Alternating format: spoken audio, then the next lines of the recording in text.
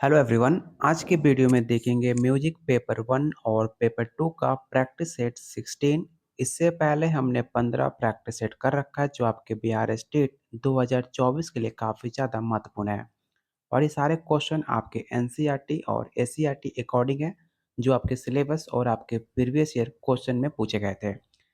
अगर आप सीरियस हो बिहार स्टेट 2024 को क्लियर करने के लिए, तो आप लोग के लिए दिया जा रहा है टोटल 17 प्रैक्टिस सेट सिर्फ 151 रुपया में, जिसमें आपको 3500 क्वेश्चन आंसर और साथ में आसान भाषा में व्याख्या सहित दिया जा रहा है।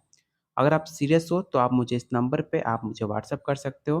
बाकी ये सारे नोट्स आपके एनसीईआरटी और एससीईआरटी और आपके सिलेबस और आपके प्रीवियस ईयर अकॉर्डिंग बनाया गया है, जो किसी भी आपके बिहार स्टेट और आपके बीपीएससी को एग्ज़ाम क्वालिफाई करने में 100% आपको मदद करेगा।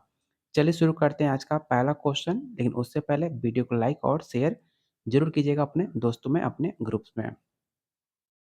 पहला क्वेश्चन है, निम्नलिखित तालों में किस ताल में पेशकारा और कायदा नहीं बनाया जाता?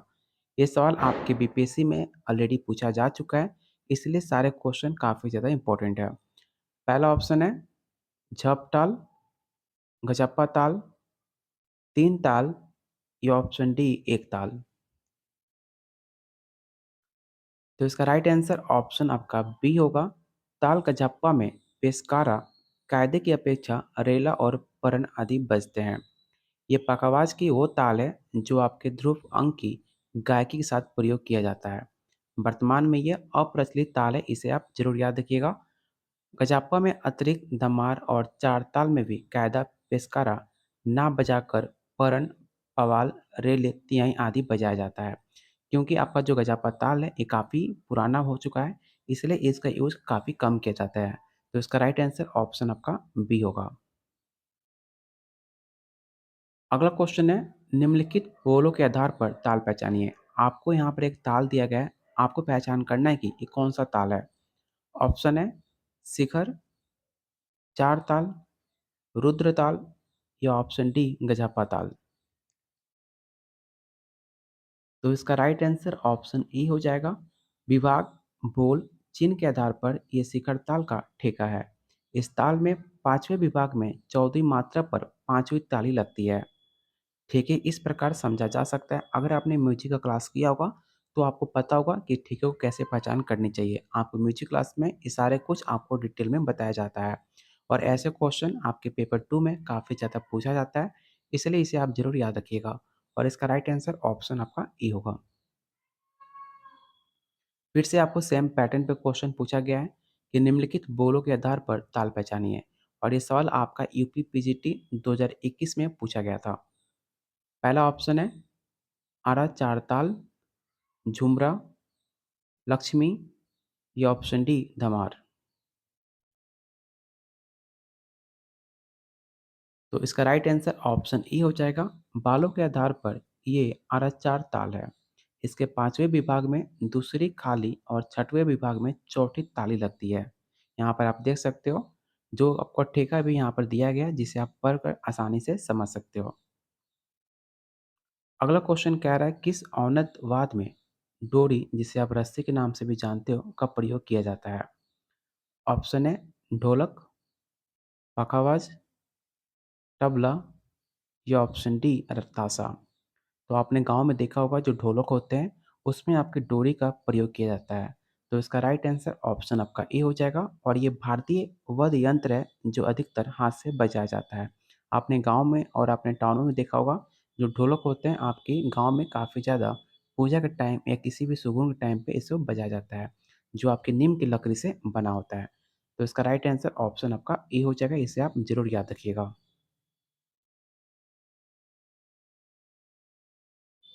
किस वाद्य को मिजराब से बजाया जाता है? ये सवाल ऑलरेडी आपके बिहार स्टेट में पूछा जा चुका है कि कौन सा ऐसा वाद्य है जो आपके मिजराब से बजाया जाता है।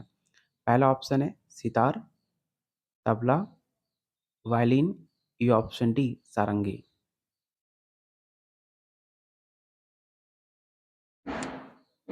तो इसका राइट आंसर ऑप्शन ए हो जाएगा। सितार में सीधे हाथ की तर्जनी और मध्यमा उंगली में लोहे की मिजराब, जिसे खून पहनकर स्वर बजाए जाते हैं। सितार तद्वाद तो हाथों की उंगलियों द्वारा स्वरोत्पत्ति करने वाला वाद की श्रेणी में आता है। और इस पॉइंट को आप जरूर याद रखिएगा कि सितार को भारत का राष्ट्रीय वाद्य यंत्र होने का गौरव भी प्राप्त है। और आपसे कमेंट बॉक्स में आप लोग बताइएगा कि सितार के आविष्कारक किसे माना जाता है। मैंने बहुत बार आपको बता रखा है कि सितार के आविष्कारक किसे कहा जाता है। तो इसका आंसर आप लोग कमेंट बॉक्स में जरूर बताइएगा कि आपको याद है कि नहीं है, क्योंकि ऐसे सवाल आपके एग्जाम में ऑलरेडी पूछा जा चुका है। तो सारे पॉइंट आपको याद होना चाहिए। तो इसका राइट आंसर ऑप्शन आपका ई हो जाएगा, सितार।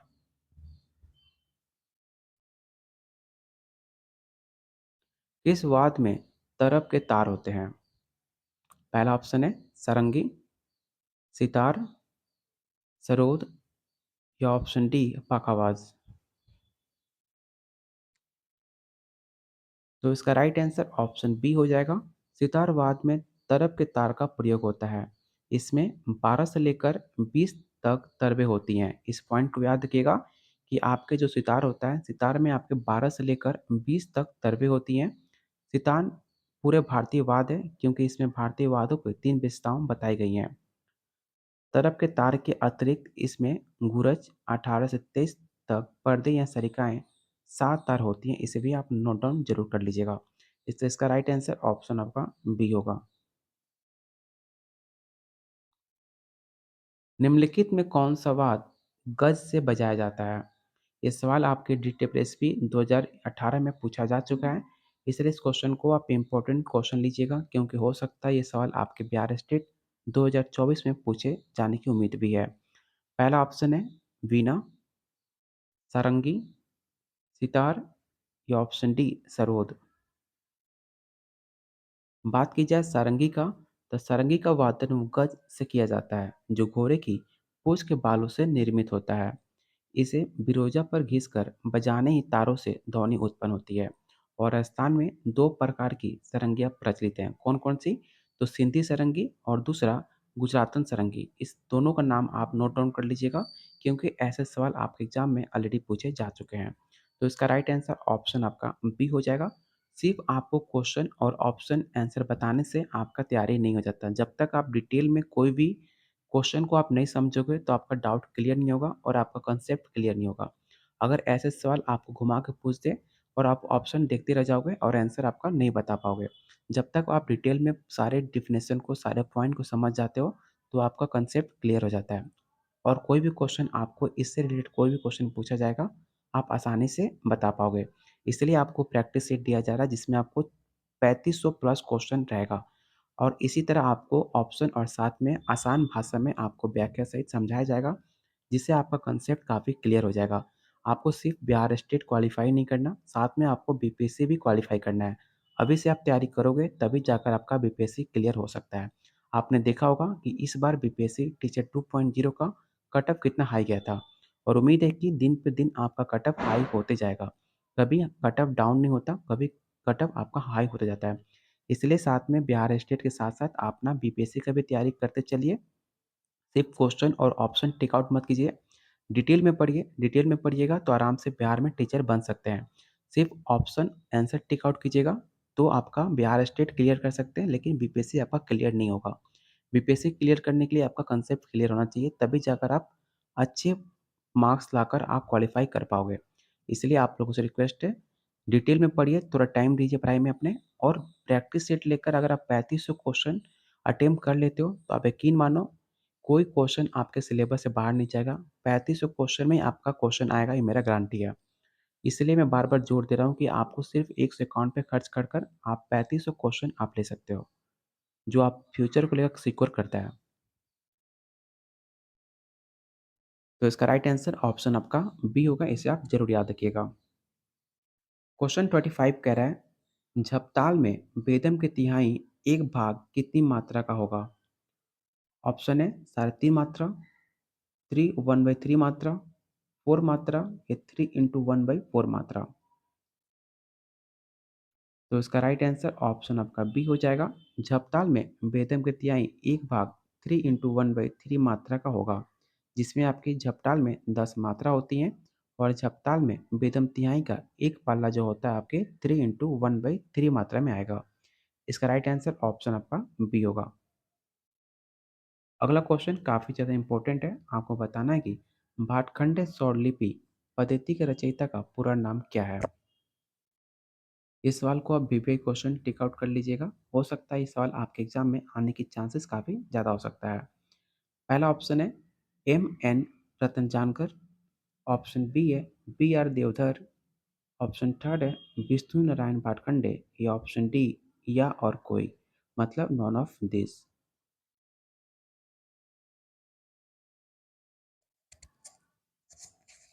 तो इसका राइट आंसर ऑप्शन आपका सी हो जाएगा। भाटखंडे स्वरलिपि पद्धति के रचयिता विष्णु नारायण भाटखंडे। आप यहाँ नाम से भी देख सकते हो कि भाटखंडे विष्णु नारायण भाटखंडे की रचयिता माना जाता है। और आप लोगों से रिक्वेस्ट है, जितने लोग आप वीडियो देख रहे हो प्लीज़ वीडियो को लाइक कीजिए और शेयर कीजिए अपने दोस्तों में, अपने ग्रुप्स में। और आपने अभी तक चैनल को सब्सक्राइब नहीं किया तो आप लोगों से रिक्वेस्ट है, चैनल को जरूर सब्सक्राइब कर लीजिएगा। अगर आप इस वीडियो का पीडीएफ डाउनलोड करना चाहते हो तो आप मेरे टेलीग्राम चैनल पर जाकर ज्वाइन कर सकते हो, जिसका लिंक मैंने डिस्क्रिप्शन बॉक्स में और कॉमेंट बॉक्स में मैंने दे रखा हुआ है। जो अभी तक जितने सारे आपके न्यूज़ अपडेट होते हैं, सारे न्यूज़ अपडेट मैं इस टेलीग्राम पे पोस्ट करते रहता हूँ, तो आप जाकर ज्वाइन जरूर कर लीजिएगा, इसमें आपको बहुत फ़ायदा होगा। चलते हैं अगले क्वेश्चन पे। अगला क्वेश्चन है लगी लड़ी का प्रयोग किस ताल में होता है? पहला ऑप्शन है दादरा, रूपक, चार ताल या ऑप्शन डी झपताल।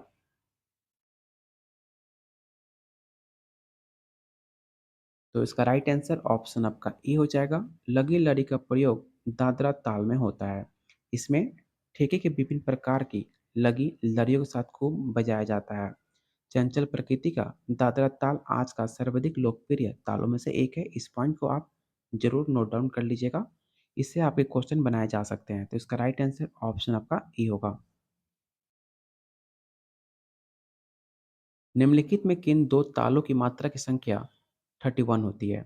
मतलब ऐसा कौन सा दो तालों की संख्या है जिसके जोड़ने से 31 आपकी जोड़ बन जाती है? ये सवाल आपके पेपर 2 वालों के लिए काफ़ी ज़्यादा इंपॉर्टेंट है, इससे आप वीवीआई क्वेश्चन टेक आउट कर लीजिएगा। पहला ऑप्शन है शिखर ताल प्लस चार ताल, ऑप्शन बी है चार ताल प्लस धमार ताल, ऑप्शन थर्ड है शिखर प्लस धमार ताल या ऑप्शन डी झप ताल प्लस लक्ष्मी ताल।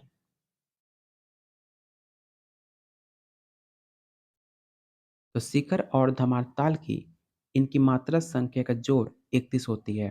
जैसे धमार में 14 मात्रा और शिखर ताल में 17 मात्रा होती हैं। तो 14 प्लस 17 आपका कितना हुआ? तो इक्वल टू 31। और आंसर आपका क्या होगा? तो शिखर प्लस धमार ताल। यहाँ पर आप देख सकते हो, यहाँ पर आसान भाषा में आपको समझाया गया है। तो इसका राइट आंसर ऑप्शन आपका सी होगा। इस तिहाई का आकार कितना बड़ा होता है? एक आवर्तन का, एक आवर्तन से अधिक, एक आवर्तन से कम या ऑप्शन डी या कुछ भी।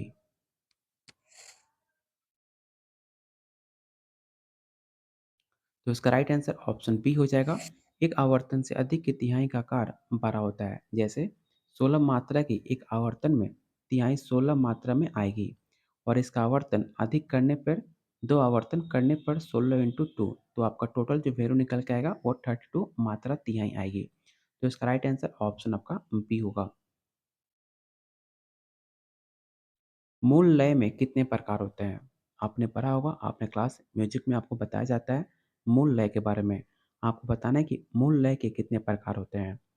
ऑप्शन है 3, 2, 1 या ऑप्शन डी 4।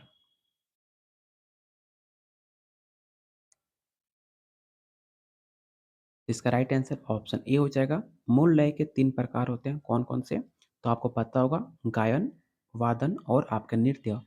समय की समान गति को लय कहते हैं। लय के अनेक प्रकार हो सकते हैं, परंतु प्राचीन काल में विद्वानों ने सुविधाओं के लिए लय को 3 प्रकारों में विभाजित कर दिया था, जिसका पहला विलंबित, मध्य लय और तीसरा द्रुत लय। इस तीनों पॉइंट को आप याद रखिएगा कि मूल लय के 3 प्रकार होते हैं, कौन-कौन से? तो विलंबित, मध्य और द्रुत। ऐसे सवाल आपके एग्जाम में पूछे जा चुके हैं, इसे आप नोट डाउन जरूर कर लीजिएगा। अगर आपके पास प्रैक्टिस सेट नहीं है तो आप इसका स्क्रीनशॉट जरूर रख लीजिएगा। भारतीय संगीत के इतिहास का आधुनिक युग कब स्टार्ट हुआ था? काफ़ी इंपॉर्टेंट क्वेश्चन है और आपको पता होना चाहिए। अगर आप म्यूजिक से क्लास कर रहे हो तो आपको पता होना चाहिए कि भारतीय संगीत का इतिहास आधुनिक युग में कब स्टार्ट हुआ था। 1947, 1700, 1800 या ऑप्शन डी 1900। तो भारतीय संगीत का इतिहास आपके 1800 युग से शुरू माना जाता है। तो इसका ऑप्शन सी आपका राइट आंसर हो जाएगा। अगर डिटेल में बात की जाए तो यहाँ पर देख सकते हो कि भारतीय संगीत का इतिहास आधुनिक युग 1800 लेकर 1950 ईस्वी माना जाता है। ये अंग्रेजों का शासनकाल था और भारतीय संगीत का अच्छा नहीं मानते थे। फलस्वरूप राजा लोग भी संगीत के प्रति उदासीन रहने लगे और संगीतों का राजस्व में दिक्कत होने लगी। मतलब पहले जो था भारतीय संगीत को जो भारतीय लोग थे उनको संगीत काफ़ी पसंद नहीं आता था। ये सब अंग्रेज के टाइम पे संगीत आया और अंग्रेजों को काफ़ी ज़्यादा पसंद भी था। लेकिन आपके भारतीय जो लोग थे उनको पहले संगीत पसंद नहीं आता था। इसके बारे में आपको डिटेल में यहाँ बताया गया है। अगर मैं डिटेल में बताने लगूँ तो वीडियो काफ़ी लंबा हो जाएगा। इसलिए जो इम्पोर्टेंट पॉइंट होते हैं मैंने आपको टेक आउट कर देता हूँ। ये सारे डिटेल में पढ़ने के लिए आपको प्रैक्टिस सेट लेना होगा या फिर आप इसका स्क्रीनशॉट ले सकते हो अगर आपको डिटेल में पढ़ना हो तो। उस ताल का नाम बताइए जिसकी मात्रा संख्या और विभाग दोनों 18 है। मतलब ऐसा कौन सा ताल है जिसकी मात्रा और विभाग दोनों 18 होते हैं। पहला ऑप्शन है शिखर ताल, गजप्पा ताल, रुद्र ताल या ऑप्शन डी लक्ष्मी ताल। तो लक्ष्मी ताल की मात्रा संख्या और विभाग संख्या दोनों 18 होते हैं। और आप यहाँ देख सकते हो यहाँ पे आपको ठेका दिया गया है और ठेके से आप पहचान सकते हो कि इसमें आपके ताल और विभाग दोनों 18 हैं। तो इसका राइट आंसर ऑप्शन आपका डी होगा लक्ष्मी ताल। भारतीय संगीत के इतिहास में मुगल कालीन संगीत प्रेमी बादशाह कौन था? काफ़ी इंपॉर्टेंट क्वेश्चन है। इस क्वेश्चन को आप प्रीवियस क्वेश्चन टेक आउट कर लीजिएगा। पहला ऑप्शन है बाबर, औरंगजेब, अकबर या ऑप्शन डी जहांगीर। तो इसका राइट आंसर ऑप्शन सी होगा। भारतीय संगीत के इतिहास में अकबर संगीत के विशेष प्रेमी था। 16वीं शताब्दी 1556 से लेकर 1605 ईस्वी तक संगीत की विशेष उन्नति भी मानी जाती है। अकबर के दरबार में टोटल 36 संगीतज्ञ थे। इसे आप याद रखिएगा कि अकबर के दरबार में टोटल 36 संगीतकार थे, जिनमें सबसे प्रसिद्ध आपके तानसेन, बेजू बावरा, रामदास तानरंग नाम काफ़ी ज़्यादा फेमस था। और आप याद रखिएगा कि अकबर के टाइम में ही नवरत्न उनके पास हुआ करते थे। इस सारे पॉइंट को याद रखिएगा और इसका राइट आंसर ऑप्शन आपका सी होगा अकबर। मध्य युग में विकसित गायन शैली का नाम बतलाइए। आपको मध्य युग में कौन सा गायन शैली काफ़ी ज़्यादा फेमस हुआ था आपको ये बताना है। पहला ऑप्शन है ध्रुव, ख्याल, लोकगीत या ऑप्शन डी धमार।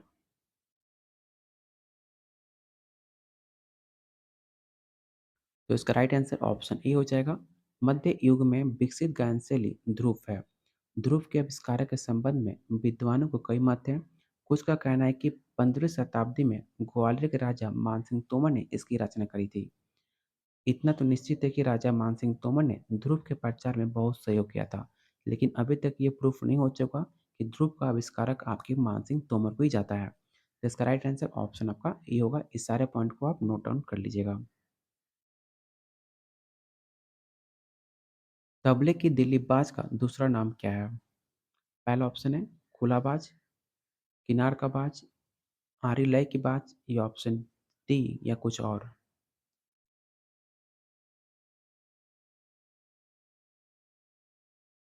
तो इसका राइट आंसर ऑप्शन बी हो जाएगा। तबले के दिल्ली बाज को किनार का बाज भी कहा जाता है। दिल्ली घराने की विशेषता इसकी निजी और मौलिक वादन शैली है। यही ताल सबसे पहला घराना है। इस घराने का बाज अत्यंत काफ़ी ज़्यादा फेमस भी है। तो इसका राइट आंसर ऑप्शन आपका बी हो जाएगा। इसे आप जरूर याद रखिएगा। टोटल मैंने आपको आज अप्रॉक्स 20 क्वेश्चन कराए। आपको बताना है कि आपका स्कोर कितना है और आपकी तैयारी कैसे चल रही है। अगर आपको कोई डाउट है तो आप मुझे कमेंट कर सकते हो। और बहुत सारे क्वेश्चन हैं, ठीक है? बहुत सारे क्वेश्चन आपको कराने भी थे, लेकिन वीडियो काफ़ी लंबा हो जाता है, तो इसलिए मैं फिलहाल इतने ही क्वेश्चन आपको करा रहा हूँ। अगर आप सीरियस हो, मैंने अभी जस्ट आपको बताया, जो ऐसे कैंडिडेट जो बिहार में टीचर बनना चाहते हैं, सिर्फ़ बिहार स्टेट क्वालीफाई नहीं करना चाहते, साथ में बीपीएससी भी क्लियर करना चाहते हैं, तो आप लोग के लिए 17 प्रैक्टिस सेट दिया जा रहा है सिर्फ़ आपको ₹151 में, जिसमें आपको 3500 क्वेश्चन, आंसर और साथ में आसान भाषा में आपको व्याख्या सहित दिया जाएगा। जो आपको बिहार स्टेट क्लियर तो कराएगा ही, साथ में बीपीएससी का भी आपको तैयारी 100% कराएगा। अगर आप इतना कर लेते हो तो यकीन मानो आपको बिहार में टीचर बनने से कोई रोक नहीं सकता। अगर आप ईमानदारी से 3500 क्वेश्चन अगर आप अटेम्प्ट कर लेते हो, सारे पॉइंट को आप याद कर लेते हो, तो आपको बिहार में टीचर बनने से कोई रोक नहीं सकता म्यूजिक पेपर का। तो अगर आप सीरियस हो तो आप मुझे इस नंबर पे आप मुझे व्हाट्सएप कर सकते हो और ये सारे क्वेश्चन आपके एनसीईआरटी और एससीईआरटी और जो आपके सिलेबस में दिया गया है और उसके प्रीवियस ईयर क्वेश्चन को देखते हुए ये सारे क्वेश्चन आपको बनाए गए हैं। तो जो का आपके एग्जाम में काफ़ी ज़्यादा हेल्पफुल होगा। तो अगर आप सीरियस हो, सच में बिहार स्टेट में टीचर बनना चाहते हो, तो आप मुझे इस नंबर पर व्हाट्सएप करना और तब तक के लिए वीडियो को लाइक कीजिए और शेयर कीजिए। लाइक करने में कंजूसी तो बिल्कुल मत कीजिए, लाइक आप लोग करते क्यों नहीं हो? मुझे समझ नहीं आता आप लोगों के लिए इतनी मेहनत की जाती है, सारे पॉइंट को मैं डिटेल में पढ़ता हूँ, तो भी आप वीडियो को लाइक नहीं करते हो। वीडियो को लाइक कीजिए और शेयर कीजिए अपने दोस्तों में, अपने ग्रुप्स में। अगर आपने अभी तक चैनल को सब्सक्राइब नहीं किया है, तो चैनल को ज़रूर सब्सक्राइब कर लीजिएगा। अगर इसका पीडीएफ डाउनलोड करना चाहते हो, तो आप मेरे टेलीग्राम चैनल पे जाकर ज्वाइन हो सकते हो, जहाँ पे मैं हमेशा कोई अभी अपडेट न्यूज़ होता है, मैं सब कुछ वहाँ पे पोस्ट करते रहता हूँ, तो ज्वाइन ज़रूर कर लीजिएगा और वीडियो को बस लाइक कीजिए।